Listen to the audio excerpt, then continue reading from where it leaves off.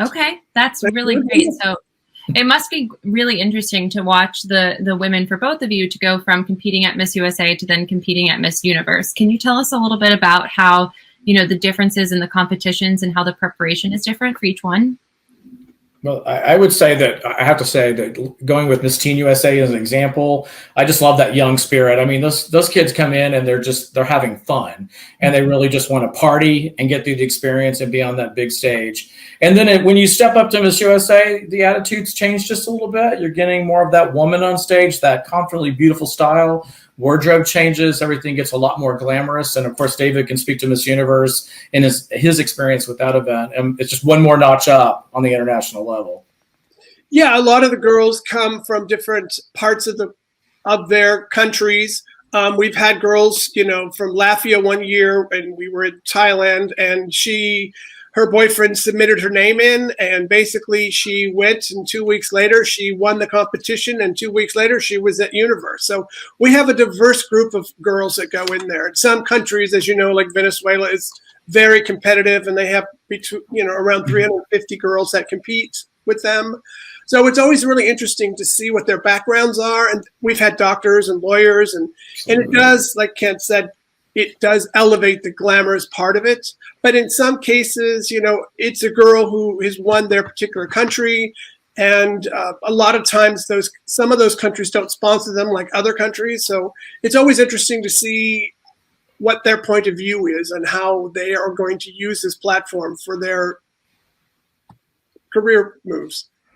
I know that's what, whenever people ask me what I look for in a Miss Universe, I say that I look for a miss on a mission, someone who's coming in with a really strong point of view on what she wants to do with her world. And, you saw with Zosie Tunzi, who's had such a remarkable reign, not only just because she's the longest ever serving Miss Universe, but she also has had a reign unlike literally anyone else before in being Miss Universe during a pandemic. But she's done such a great job using her advocacy against domestic violence in this time. So it actually ended up being really great because of her platform being Miss Universe. Yeah, you can really, we talked about this before the show too, is that fact that you can almost see that spirit and energy when they walk in the door. Like we're talking about, it's like running a marathon. You've got to start the race and keep running towards that crown. And the women really do stay focused all the way through the competition, and you can see it in their eyes if they really want that prize at the end. So exactly, it's the ones that are the most confident. It's not how they're built, not necessarily what they look like. It's about the confidence of which they exude on that stage. There are some people that just walk in through to the room. They're charming. They talk to you. They engage everybody in the conversation. Those are the people that win, which is really refreshing to know. Yes. Yeah. And you two work with these women maybe more than anyone else at the organization before they're crowned. So, David, would you say it's the confidence that really makes them stand out, or what else do you think this is that the winners have? Definitely the confidence, and they know what they're doing. It's they know what their gown's going to be. They don't second guess anything. Everything's fit to the T. When things are what we present and the sponsorships that we bring to the show, they're confident, make a decision, they're in, they're out, and they move on. And all they really focus on is being themselves and also just trying to enjoy the experience. Yeah, they're not robotic at all. They're very genuine throughout the entire experience too. You can really feel their energy when they walk in the room. So, yeah. But it's a genuine thing. It's not like they're overly performing. They're just being themselves. Not at all. No, those ones don't win. The overly performing ones are the ones that sit back and think, I'll hold back my energy till, presentation show. And it's like, I tell them, I said, no, basically when you get off that plane, you got to be yourself. That's right. From the moment you get on that plane and you get off the plane, you got to know what you want and present yourself the way you are. And those are the ladies that win. I've seen it time and time again. Those are the ones that win. And I don't know a lot I don't do the interviews. I don't hear much about anything else other than what I see in the first day that they're there is what I get. And then by that point, you can already see the type of qualities that people are looking for. And what it really is someone who's being themselves and not someone who's being what she thinks a Miss Universe should be. It's someone who is letting her own personality shine. And that's what I love most about, meeting these women on site, because their social media profiles are great. And I'm learning so much about their advocacy and their hometowns and all of the things that they care about. But when you get in a room with these women, then you just see just how incredible every single one of them is. And I just don't know how the judges are able to go from there. Yeah, it's a good thing we don't. Yeah. So we've seen a lot of each other over the past few months, planning this show pretty intensely. We have so many great things in store for our VIPs as they come on site. But could you give them any tidbits about something that might be special about this year's show? Well, the guest entertainer is pretty special, but I can't say who it is just yet. Oh, Ken, did you say that? The communications person will be mad that you're scooping her. But no, definitely some special entertainment. We also have some specialty acts that are going to be in the show too, to open like the swimsuit competition, a great dancing act that is just spectacular. I mean, I can't wait to see them in person. They're really going to definitely take the energy level of the show way, way high. So can't wait till that's introduced. And what about you, David? How about a look for this year that you're really excited about? Well, I worked with the opening dress sponsor, and the big, huge thing right now for them is neon colors. So that's what you're going to see a lot of. And the swimsuits. That's cool. Yeah. The swimsuits this year are going to be custom made for each girl. Custom made swimsuit. So how is that working? Well, we are going to make a variety of sizes, and then we're going to make some in every color. So then the girl can look at it, try the style on, but she really wants to choose between red and turquoise. She can have two different choices, and then we'll be making the one that works the best in the show. That's really wonderful, because I know I've heard before that people get really nervous that they're coming on site and what the swimsuit will look like because they haven't been able to try it before. It's so great to know that they're going to have ones that are made just for them. Can I get an extra one of those the day? You can get one. They would. I don't think that they would fit me, but maybe next year. And Meg, there's what we're doing this year is we're also doing custom colored shoes. Custom colored shoes. That's so cool. Tell me more about that. Well, we're doing a nude shoe, and based on the coloration of the girls that are coming, we've picked 3 different colors. So we'll have an opportunity to get a closer match to their skin tones, which will be great. It's the first time we've ever done it. So we're going to see how successful this works. But that's the goal, is to be able to order a single pair of shoes to match each girl's skin tone, which will be great.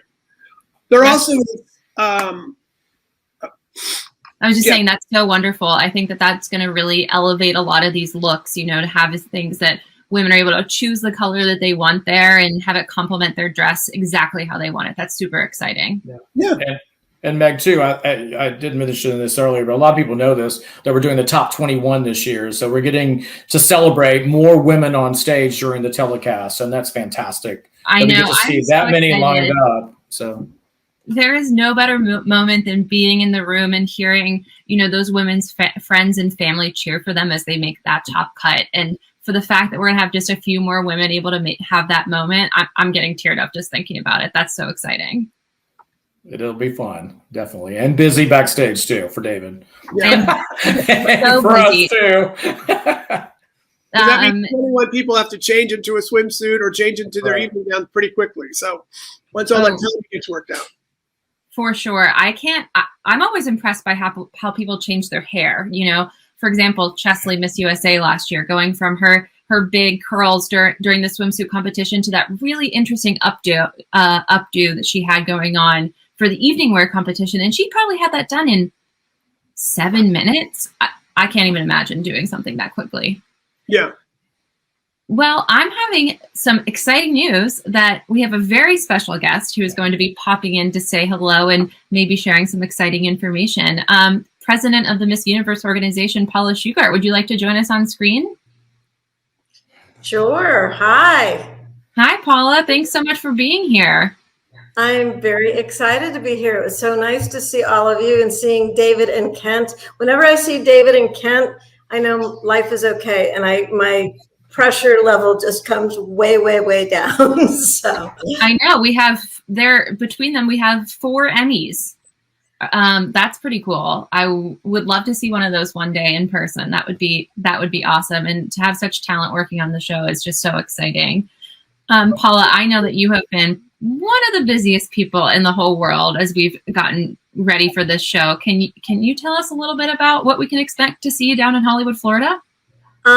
Yes, obviously a little bit of the usual chaos and then some of the unusual chaos. I am so excited, and I know I do have to take that moment and really thank Kent and David for helping us get through Miss USA and really doing a great event and in really crazy times. And then, when you make it through Miss USA, let's go to Miss Universe, so we can just make it even crazier. But we are really focusing on having a great show, a safe show, and really bringing in contestants from all around the world. So I'm very, very excited about what we are bringing together. And in Florida, obviously, we have a huge fan base in the Hollywood area. And I actually just got off a Zoom call we have some very exciting guests. So our analysts at this point, and none of this has been announced yet, but Chesley Christ is coming back. She's taking a little break for the weekend from Extra to be our key anchor commentator, and she will be joined by Demi Lee. I always say Demi Lee Nell Peters, but I know she is Demi Lee Tebow now. And I just got off the phone with Demi a few minutes ago, and she is so excited.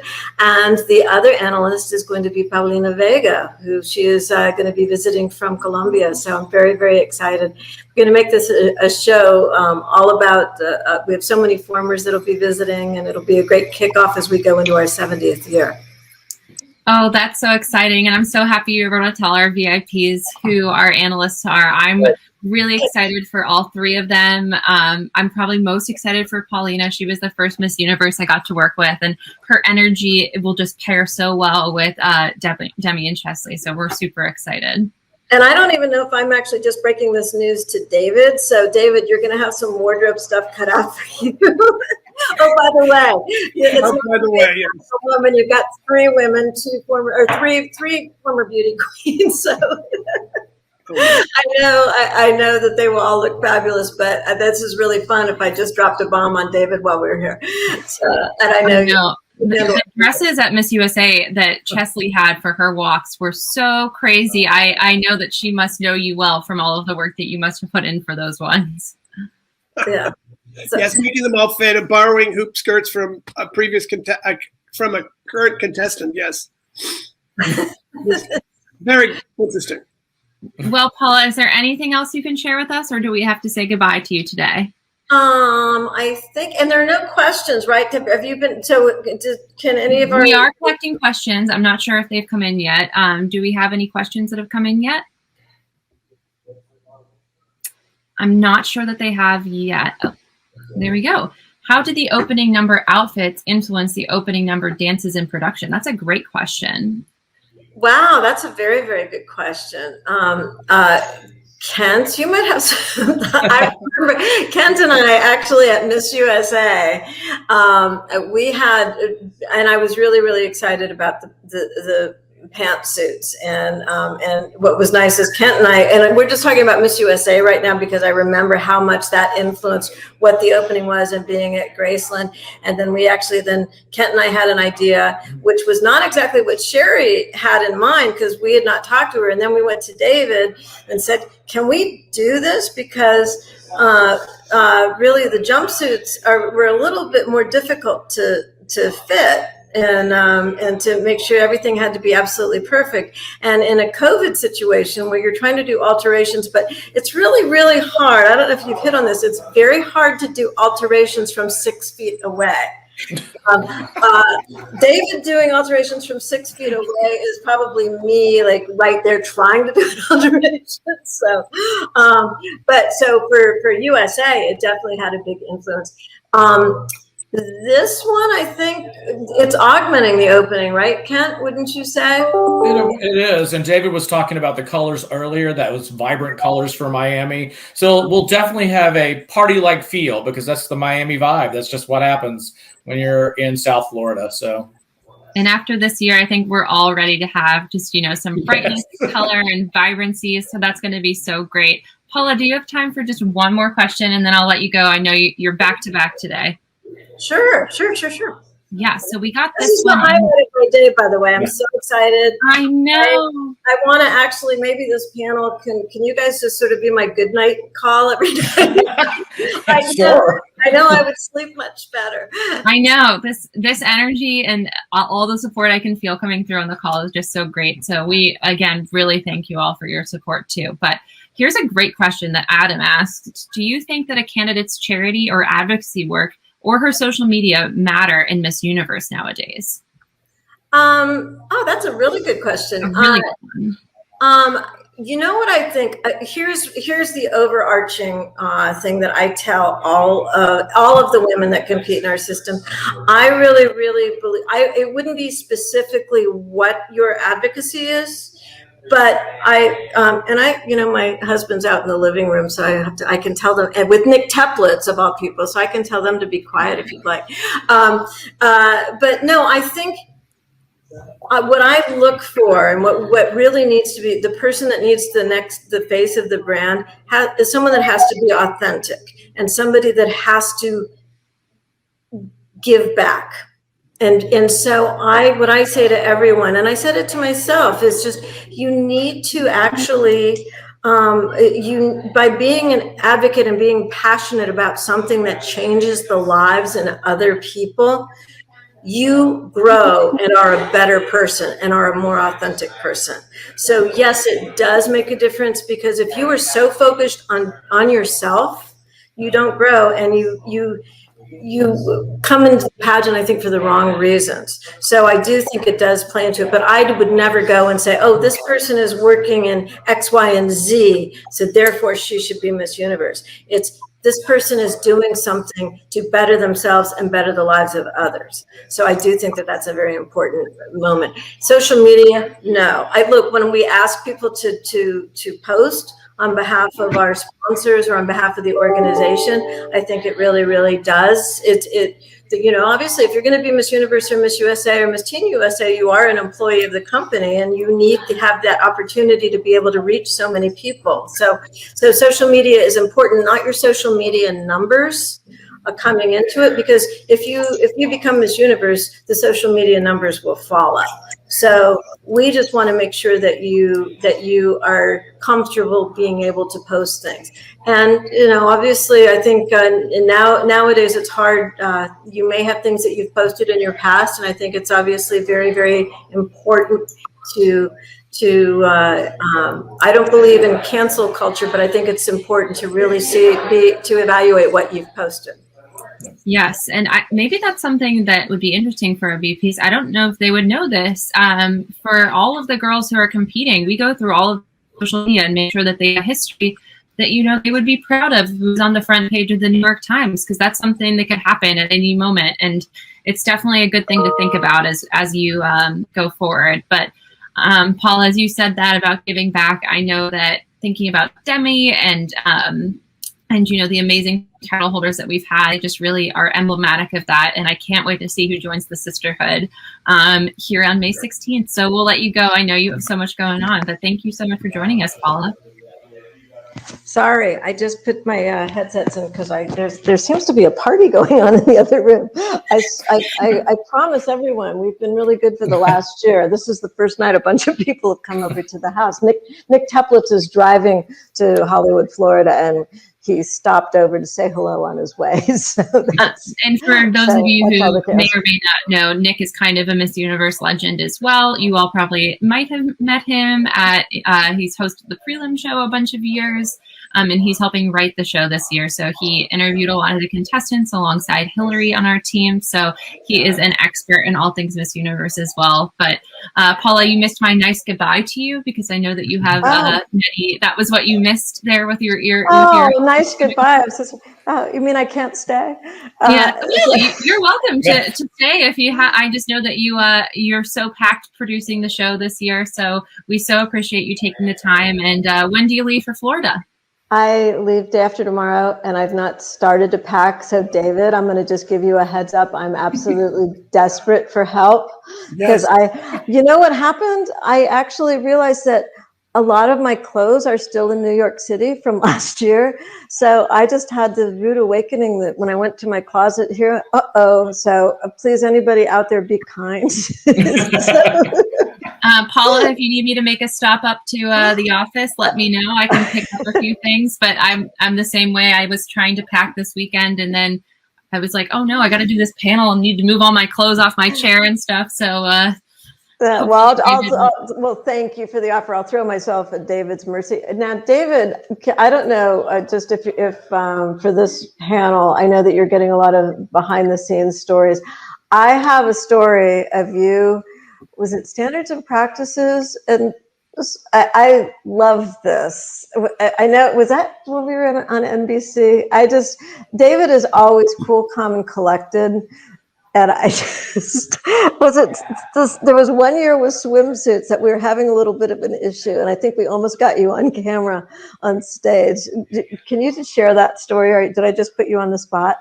Well, they changed the choreography because originally they were going to have the girls sit on the floor. And it was not Kent that did this, by the way. No. Previous choreographer.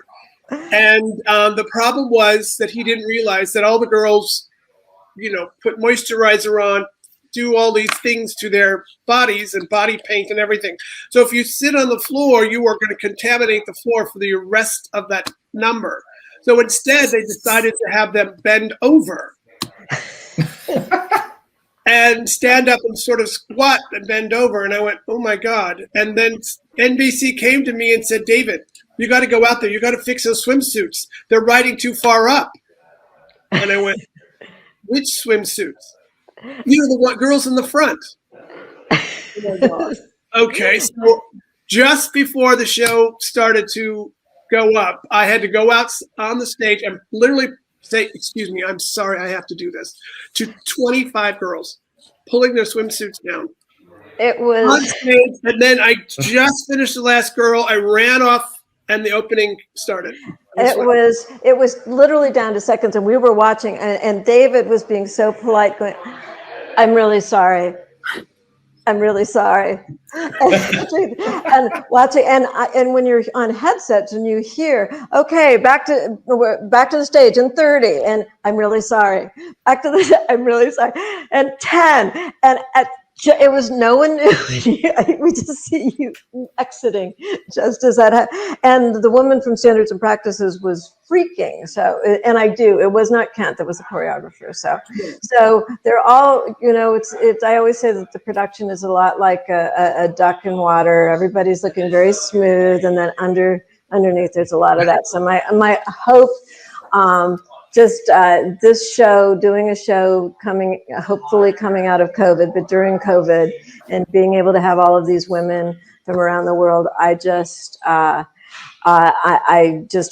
I know that we've got a great team assembled, and I feel very, very, very blessed to be not only with the top-notch professionals, but just really, really good people. And I'm just so happy to have you in my life, because that's really what it's about. And I thank you, and I look forward to seeing you guys in person. Yeah. And we will go have a great show. And to our VIP fans out there, I thank you so much for always supporting the organization and being there for us through some crazy times. And we will always be there for you. So thank you all so much. Thanks, Paula. And in Florida. Yes, we'll see you soon. I'll see you on Sunday. I'll see you on. Everyone else will see each other before that, but I didn't get the memo. David, get me some clothes. We'll talk. Bye. Bye. So we have a few more questions here, and then we have some questions that have come in. We definitely continue to send along your questions as they come in. I hope you all enjoyed hearing from Paula. I love hearing from Paula. I just always get so excited. Her passion, her fervor for the brand just really comes through. And it's definitely an honor to work on her team. And I'm sure that Kent and David would say the same. Yes. Absolutely. So you guys have worked on a lot of different shows. How do you keep making it feel fresh year after year? Go for it, David. For me, it takes on a different dynamic depending on the girls that are involved. Yes. It depends on the location we're involved. Depends on what the sponsors provide. as much as I'd like to say it runs like clockwork, it doesn't. And I never take a show for granted. Because every time you start to do something, it always changes. So you kind of just have to make it special every time you jump into it. There's not been one show that's been the same ever. That's interesting. I never thought of, you just said that the Miami is the colors. I would have never thought about the location influencing how it looks. Maybe Kent and David, could you both speak to that? It's going to change the feel. I mean, even what's going on in entertainment in the world right now can influence how this show is going to feel. And then being in Miami, the bright colors, that energy, we've had a tough year. And so it is time to get to Miami and to relax and have a little fun. And I know the contestants are going to want to get out and perform too and show off a bit. So that's what's really our inspiration for this year, is just get everybody back into the groove and have some fun and put that on camera and let that translate around the world, because we need a little fun now. Everybody's been locked up too long. So I know, that's just, it's going to be so special. This will be one of the first events that has been able to safely bring people together from all around the world. And I know our team, including all of you, both of you have been working to make sure, we're keeping 2 meters, 6 feet apart with our dressing rooms and our choreography and wearing masks on stage. It's certainly been an undertaking. So glad to have the experts here. Yeah, that's what's really been interesting behind the scenes. And I think David and I can really talk about that from Miss USA, is that you see a lot of movement and choreography on stage, but with all that happened with COVID and all, backstage became more choreography than actually on stage, because you've got certain entrances for the contestants, you have certain exits, you've got markings all over the floor so they can know to stay 6 feet apart. You got the masks that have to be taken off at a certain time and placed somewhere, then pick back up, and it's all got to be done in a safe way. So I'm telling you, if we got to choreograph the backstage more than what's going on the telecast, just to keep everybody safe and healthy.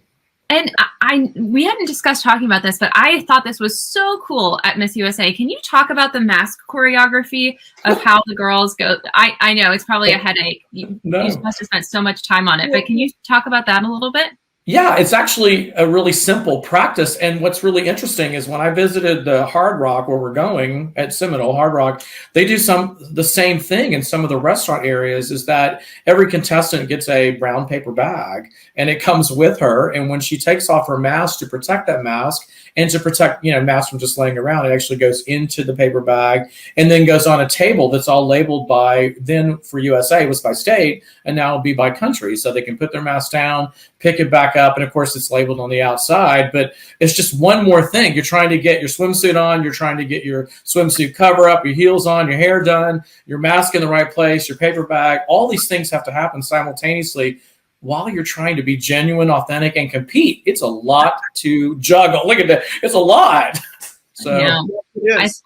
I think that we can all agree that this year, I think we'll have one of our best Miss Universes ever, because she'll just be so good at multitasking and connecting with people and thinking about all those things because of all of the added pressures of this year. So that's sort of sorry about that. Yeah. Go ahead.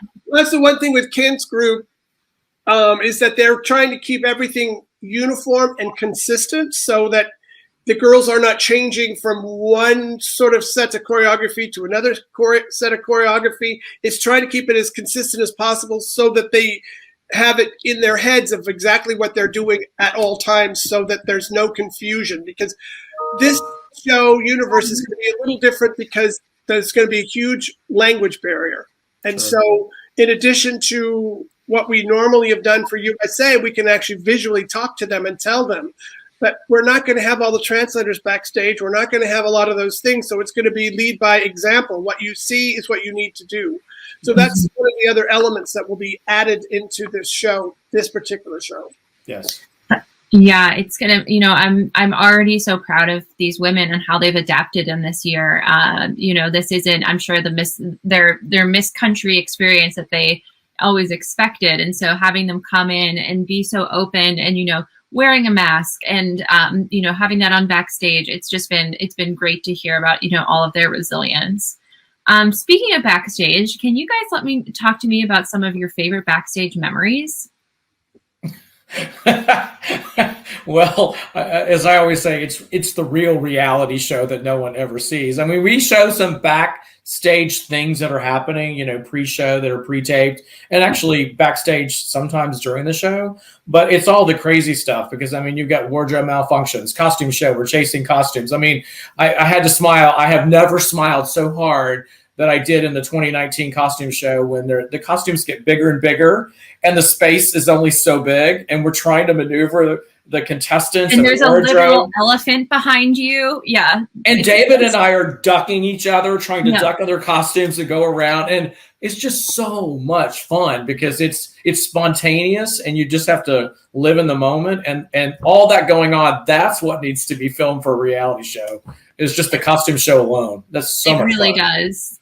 The costume show, I can't get over just the pieces of artwork that those costumes are. That's my favorite part of the competition is just hearing what everyone's inspiration is. And this year, I know a lot of the girls are actually drawing inspiration from this last year, seeing their country coming together in music or in masks or in scientific advancement. So we really have a lot to show, to reflect the current state of the world.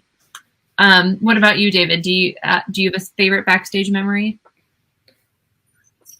I mean, I agree with Kent because it is the costume show that's probably the most riveting and challenging because you only have so much time and you've got to get them in and out. I mean, we did a show in the Bahamas that was at a very small theater. Literally, you could only get the chairs for each girl to go into. So we had to work with the stage managers and go, okay, Aruba through, Australia through, or Albania through, the next 5, get your costume on, go out there, and you have to leave so that we could bring new costumes in as we were getting them out because the space was so small. So by the time, the last couple was in, the rest of the field was already in boxes, in the vans, and ready to ship out. That was a pretty amazing show because I was like, I'm not sure how we're going to make this happen, but it did. That is so cool. It's so impressive to hear, the inspiration, what they do. In every single costume, you should record me. I just sound like, it's just so beautiful. It just keeps getting better. But we've gotten great questions. I think we're going to go to some of our questions and you can continue to submit them. We have a few minutes left. What is your inspiration to make the opening show? Will you include something about the last difficult year?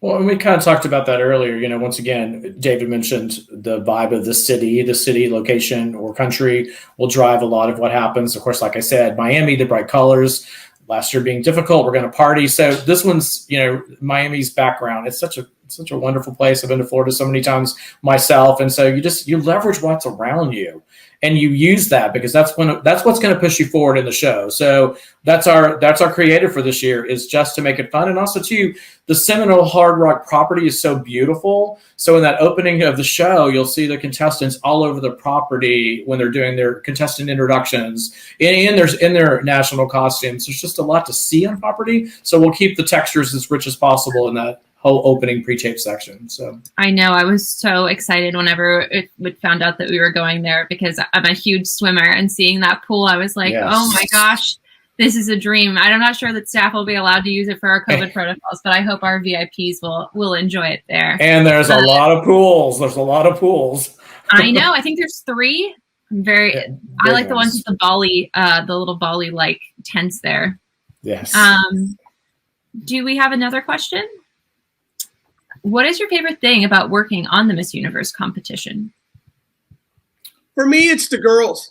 I think they're really interesting. It's always good to see the crew every year. But for me, it's always the girls are always so interesting. And I always ask, where they come from and what their background is and what are they hoping for? Because like you said, we see them first and I'm always interested to see how they got to where they are. Mm-hmm.